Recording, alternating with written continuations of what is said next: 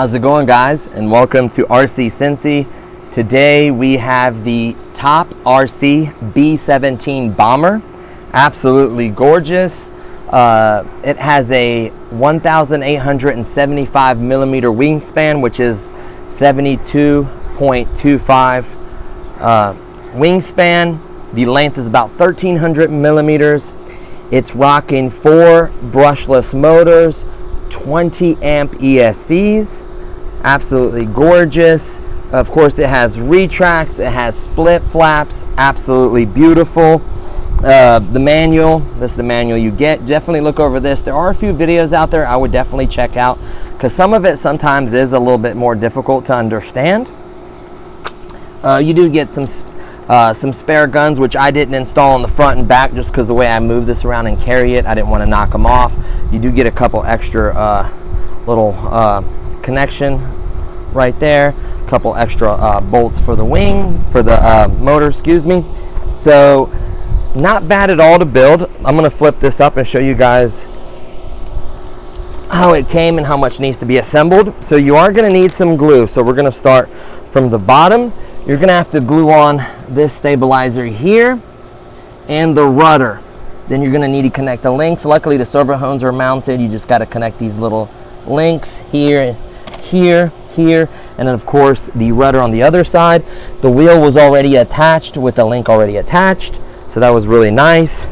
And then moving on up, the landing, the retracts were already installed, including the ESCs, and the ailerons and the split flaps were installed as well. So we had to do nothing there, which is really nice. You just basically have to mount the motors. They're just mounted on with a screw that tightens up. So you slide them in and then tighten up that screw, which holds the motor in place.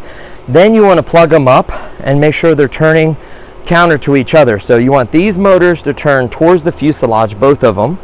And then you want these motors, both of them, to turn towards the fuselage.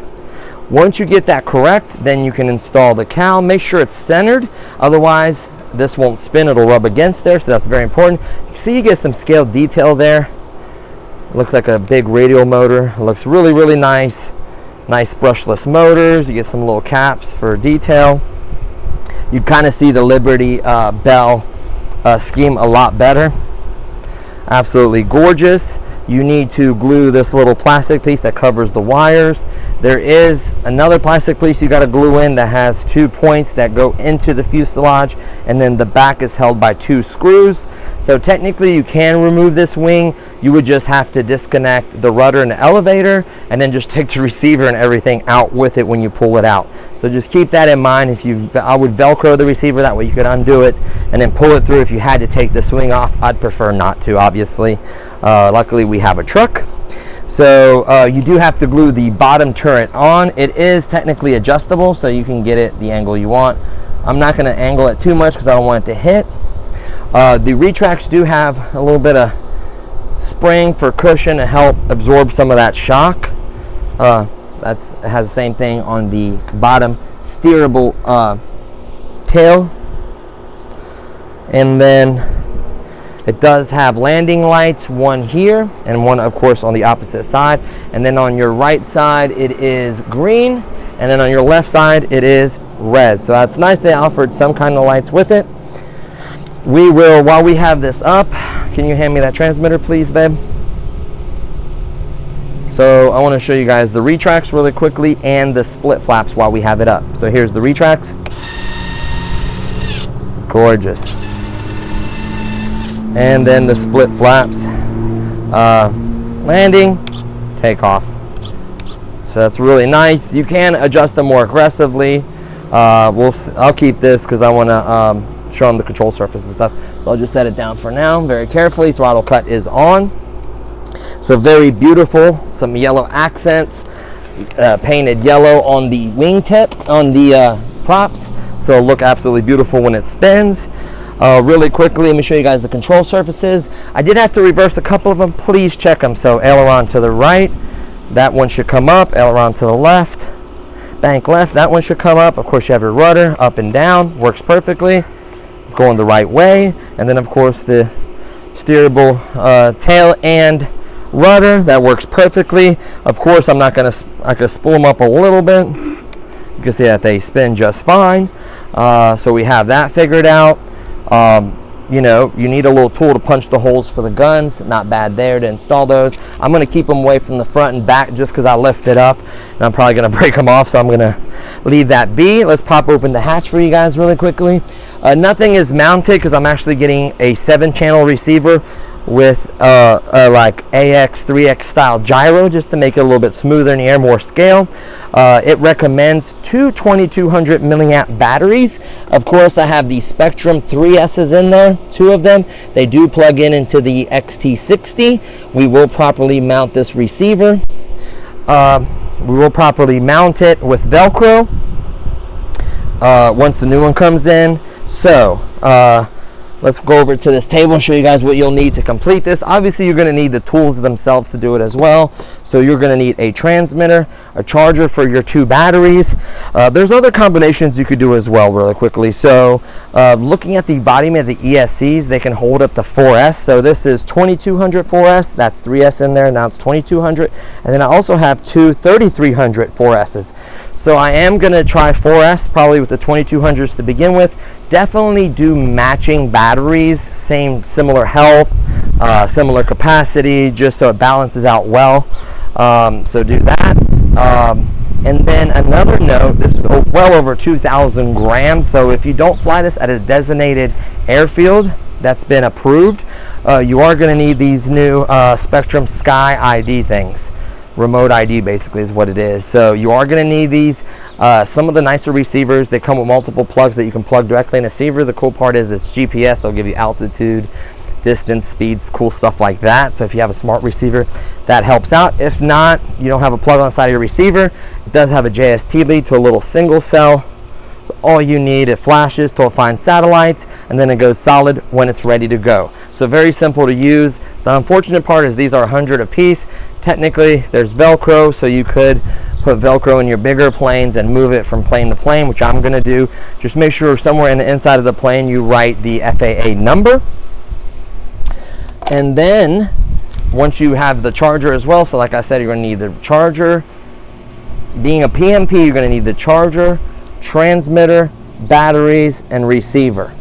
And then of course glue for the tail and rudder, for the rudder and elevator stabilizers. You're also going to need the tool to make the holes for the guns. Now as far as the CG, it's really weird, very wide range. It says 13 inches, which is weird, it's not millimeters. 13 to 15 inches. I'm gonna look online because sometimes I get the CG wrong. I'm just gonna be honest with you about that. So what it recommends you do, I usually do leading edge, but for some reason it has you doing it from the front of the airplane. So 15 inches, we'll line that up more like this. So it's roughly between this point and the 13. So it's literally somewhere between here. Of course, from the bottom with the gear out. So you're just gonna have to find that sweet spot and balance it. The different size batteries and different capacity, and 3S and 4S way more or less. So it's gonna change your CG. Mark them.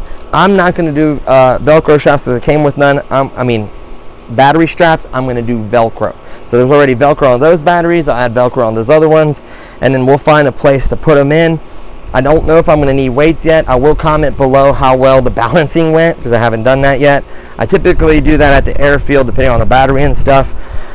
So we can pop this on so it looks absolutely incredible. Gorgeous. So you want to balance this with the gear out, and it's just absolutely beautiful. I love the scheme. I love everything about it. It's different than what we had on the channel. So I love variety. You know, I have sport flyers, warbirds, jets, performance, micro, large. I like a variety, you know. So absolutely beautiful. Get another shot of that. Let me roll it up a little bit. The split flaps are beautiful. The retracts, the lights, it gives you everything you could ever want. Just make sure you get a good receiver. If you want a gyro, put a gyro in it. If not, no big deal. And run at least 2200 3S, and then you could go up from there. The ESCs can handle it. I saw a video of a guy flying on 4S twin 3200, so it's not, I'm making this up. I watch him literally plug it right in. The ESCs can handle it. You can actually flip up your plane.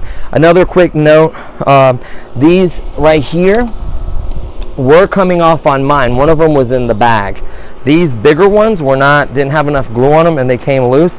This is what technically holds your ESC back, and then it also allows the cutouts to add air to vent and cool them. Same thing with the motors. So really, really beautiful with the guns and everything. 20 amp. You can actually see that it will do 1 through 4S right there on there. So I'm not making it up. It's not going to hurt it. Just don't, I wouldn't go over 4,000. I think the guy actually flew with 4,000 batteries in it too. So that's the crazy part. I think 3,200 is going to be the biggest I'm going to fly with. No, 3,300, which are these. And of course, I have my 22s, 2 different packs of 22s. So I should have a variety of flying. So there you have it, guys. Absolutely beautiful plane. I will put a link in the description. I've seen a couple prices. I got mine from Buddy RC. I think it was with tax and delivery and everything was just under 400 or something like that, like 3 something. I'll put a link in the description. And it came in one day because it was like somewhere in northern Ohio, and I live in southwestern Ohio by Cincinnati. So worked out really well for me. Came in a nice big box. So like I said, check everything, make sure you have everything. Please note, some guys say the landing gear is weak. Just be aware of that. Don't do no hard landings. You know, if you have any issues, any motors acting up or anything, feel free to reach out to them. I'm sure they'll maybe send you out another one, or it's easy to replace these parts. These are not very expensive components. And yeah, there you have it, guys. An absolutely beautiful plane. I'm so excited to get this up for you guys. And that's going to do it for this one. So thank you so much for watching, and I'll see you on the next one. Peace.